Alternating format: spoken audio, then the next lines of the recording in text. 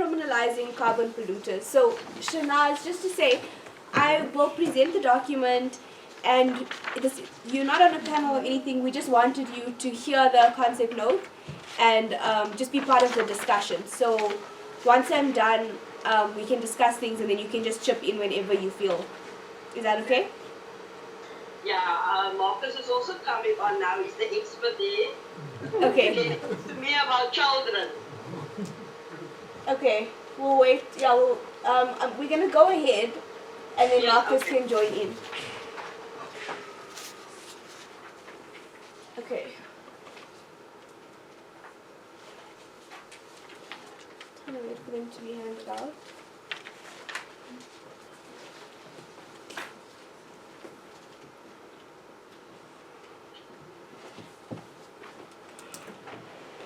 Okay, again, let's keep in mind that this was written before the COVID-19 crisis. So a lot of the options presented here are, yeah. So just some background. So with South Africa being a very high polluter, some say the 14th highest emitter, SASOL and Eskom are the biggest contributors in this country and are responsible for a lot of the suffering happening in South Africa, but also globally because of their contribution to climate change. As we've been saying, it can't be business as usual for these big corporations. These large polluters are causing not only short-term respiratory issues around their plants, but also the long-term contribution to climate change.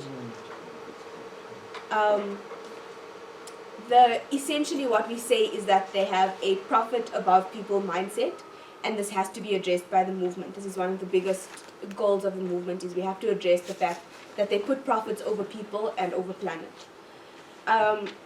Often when we go to these big these big corporations and we try to protest, their response is always that the responsibility lies with government to make the change. And they kind of absolve themselves of any responsibility because they are not actually held to any standard unless the government actually says something. But we have to address this because it can't just be that we keep going to government. We also have to address the corporates and the way that they conduct themselves. Hi, Marcus. He's at the top. I don't know how to split the screen. I can see you from the side. I can see all of you. Okay, we're just going to continue then. So yeah, as we're saying, we have to start. I think we've taken on the government in a number of ways, and a number of organizations have tried to do this, but we now have to start addressing the corporates.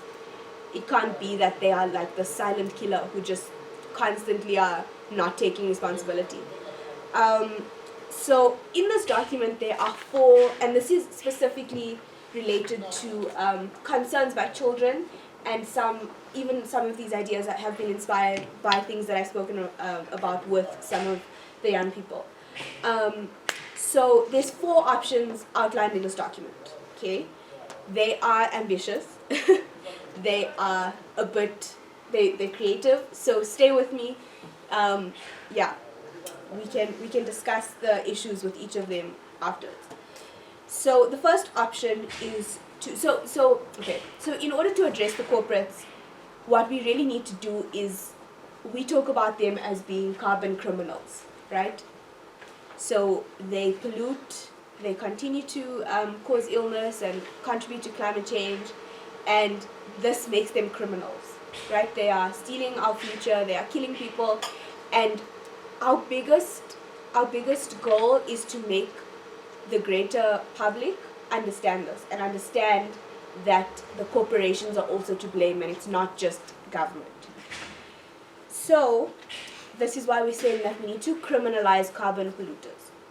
So the first way that we have thought of doing this is to have a targeted, focused, strong social media campaign in order to criminalize CEOs as well as the companies in the public sphere. So, for example, when we talk about the government in action, it's very, people are very, they don't really care to be like, okay, yes, Barbara Creasy as the minister, and like name her, and name Gwede as the issue. But when it comes to corporations, no one knows the CEO's names. No one's saying down with whoever the CEO of Sasol is. And we need to get that acquainted with Eskom and with Sasol and the other polluters. We need to be able to name the CEOs, name the leaders, and criminalize them. So this would be a social media campaign. The purpose of this kind of action is mainly about awareness, providing knowledge to the public, as well as making sure corporates know that they will not be let off the hook.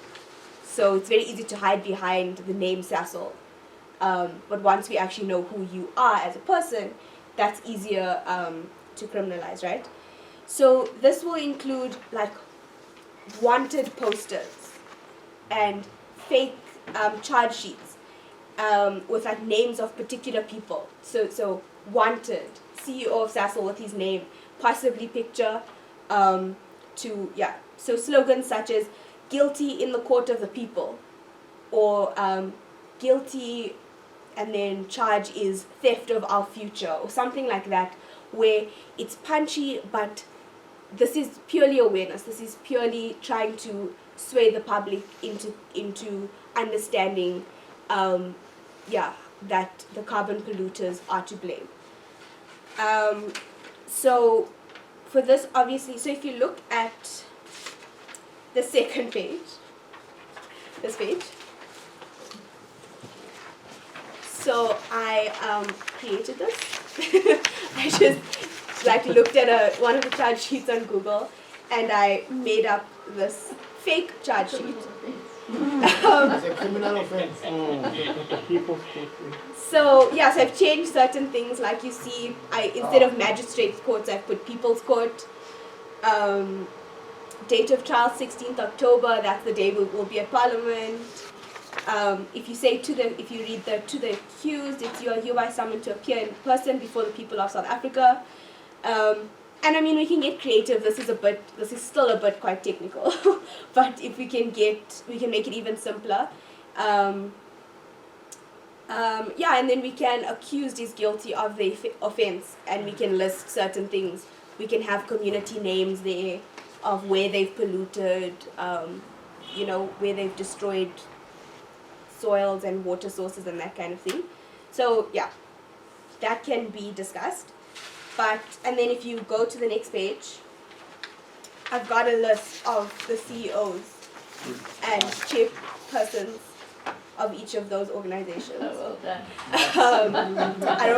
I'm hoping they're all up to date. But so these are the names that we will be using. So that's the first option. So the obviously this will have to be a very creative thing. It will have to be very, very focused under one social media hashtag, everyone tweeting the same thing, and not too many. I think mistakes we've made in the past with marches is that we've had two different posters, and then people get confused as to which one is relevant. So just one short, recognizable poster. The issue with this one, there might be a lot of issues, but my biggest issue is that we obviously have to meet with some lawyers before to discuss issues of defamation. What are the restrictions that, because I think often defamation of character is used by people to say, you can't say this about me, but we're not actually sure if that's true.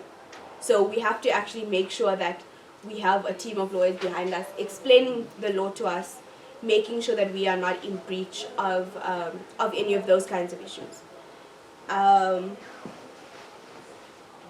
So this would, I think, achieve the awareness thing and like mindset shifting perspectives, but it wouldn't really actually criminalize them, right? So that's our first topic, our first option. The second option was to get communities and particularly children's movements to actually go to police stations and fill out charge sheets and put in theft of our future as the charge, right? And so that would be actually each community, like we said with the dam actions, you would go to the police station in your community with some children and fill a charge sheet out. Whether it's a fake charge sheet or actually taking a charge sheet there at the police station could be discussed. It could also be that we just protest outside police stations. And that's, again, it's not a real charge, but it's more the awareness and more, trying to get them to know that South Africa, the people of South Africa are alive to the fact that they are actually criminals. So this would be along the lines more of a symbolic action, okay? Where you actually make the clear link between being a criminal and going to jail, like actually, having that perspective shift.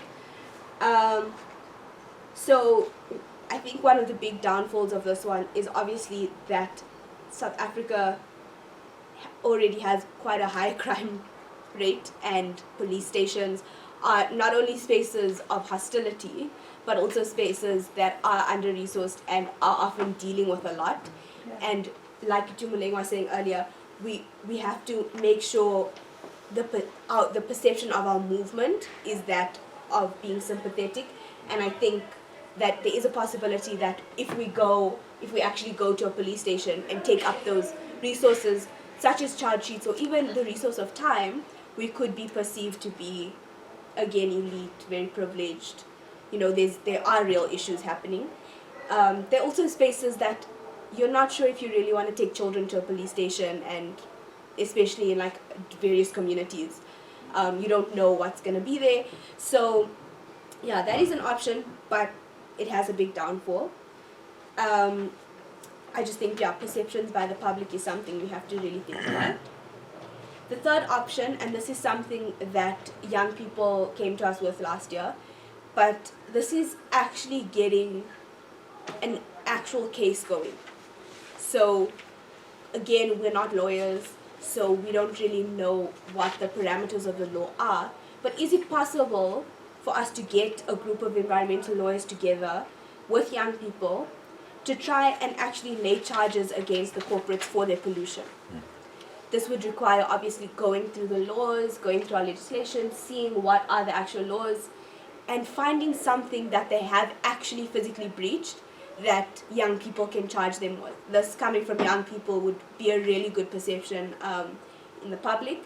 And even if the case is lost, it's good publicity for the movement and for young people actually taking control over their futures. We've also seen, not in the long term, but in the last couple of months, that climate movements or movements relating to the environment have been succeeding. PHA is one example. They did win that case. So if we can also get on that, kind of ride that wave as well, this would obviously be very resource intensive. We would need lawyers. We would need to pay those lawyers. We would need to do the sufficient research. We would also it would take time. It would take resources to get to court dates if it gets to that. But I do think it's a good option. And then the final one, which is the most ambitious and the most out there, is laying a complaint with the ICC, so the International Criminal Court. Okay, those who know the politics, those who don't know the politics of the ICC, you can go to the bottom of the page, so the last page.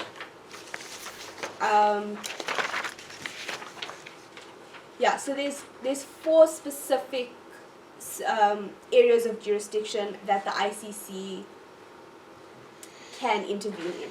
Okay, so the first one is genocide. The second one is crimes against humanity. The third is war crimes, and lastly, crimes of aggression.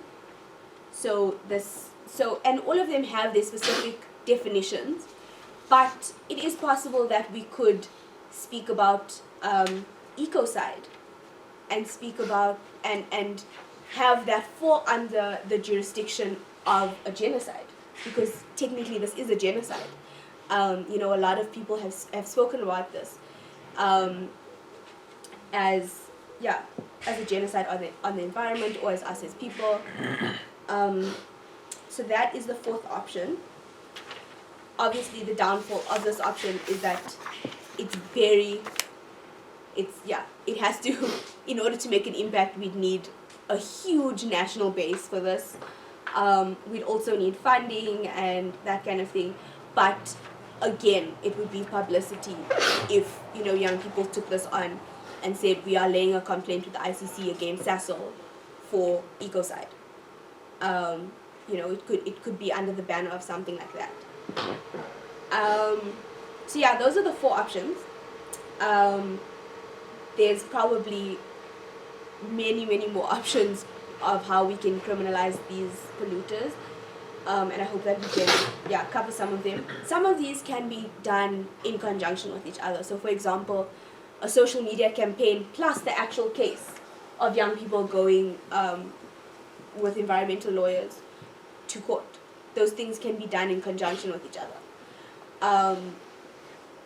So I think we need to have various types of action, both symbolic, but also actual interventions into the structures, interventions into actually going to the courts, actually speaking to these corporations. Just to say the broader network. So those, for example, in other cities, we're all in a lot of WhatsApp groups. Our responsibility would be to continuously profile whatever option we choose. So continuously be tweeting about it, Facebook, all of the social media platforms, and then it would also need to bring attention to these actions when they happen. Then the role of COPAC would be to make the necessary connections. So, for example, if young people do decide to take on a real case, maybe COPAC can be that link between the young people and Center for Environmental Rights or Legal Resources Center or whichever legal NGO is willing to help. And then obviously would also help with logistics and that kind of thing, as we've said in all the other concept notes. Distribute posters, make sure the messaging is also in line with the kind of politics we're trying to do. So essentially also profiling the Climate Justice Charter. Suggested hashtags for this would be carbon criminals, you stole our future, hands off our future, coal must go, no to coal, yes to life.